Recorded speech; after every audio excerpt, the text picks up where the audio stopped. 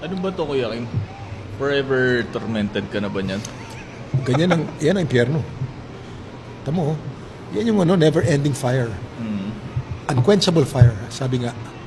Meron nga yung parable ni Jesus Christ na yung nasa impyerno, sabi niya, bigyan mo man lang ako ng isang patak lang ng tubig. Ngayon, yung sinabi ko. Oo, sinabi mo, sa dila ko.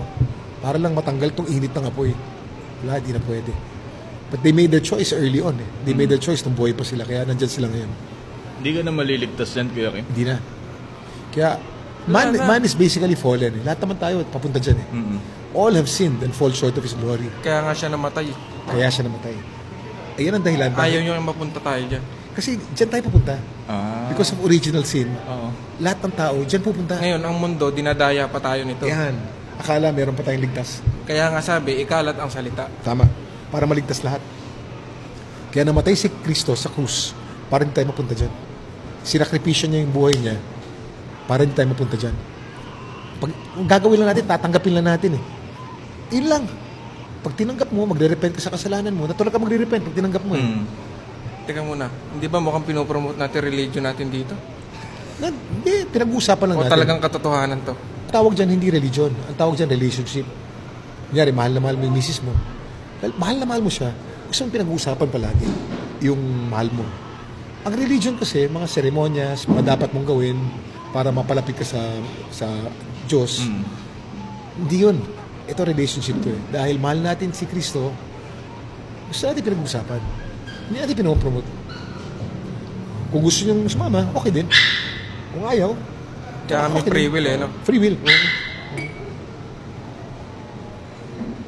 Grabe, parang forever na yan, no? Parang isang oras lang, pero parang isang minuto pa lang sinusunod. Habang buhay. Grabe yan. Ang dami nga natakot dun. Hindi ka na makakaano dyan, yung break time muna tayo. Wala na. Wala na? Ang break time dyan, maklase. Pabaliktad naman. Paano? Pabaliktad rin ka, pabaliktad. Ulo mo naman nakalubog.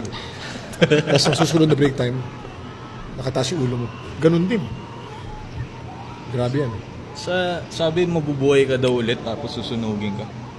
Yun ba yung pagkaka-explain dyan? Hindi, wala nga. Judgment Day.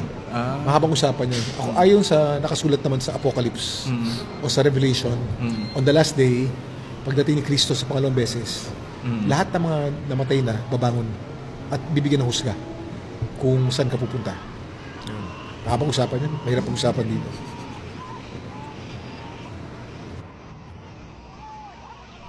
Kunyari lang kung nag-iibigan kami, doon nyo lang kami pigilan, pero pag magko-collab kami, wag nyo kami pigilan. Kung nag-iibigan kami, kunyari ni Sam Angela, ayun, doon nyo kami pigilan, doon nyo gawin lahat. Pero kung collab lang, wag nyo kami pipigilan. Hindi naman kami nag-iibigan diba? Kung nag-iibigan kami, ayun, sige, gawin nyo lahat.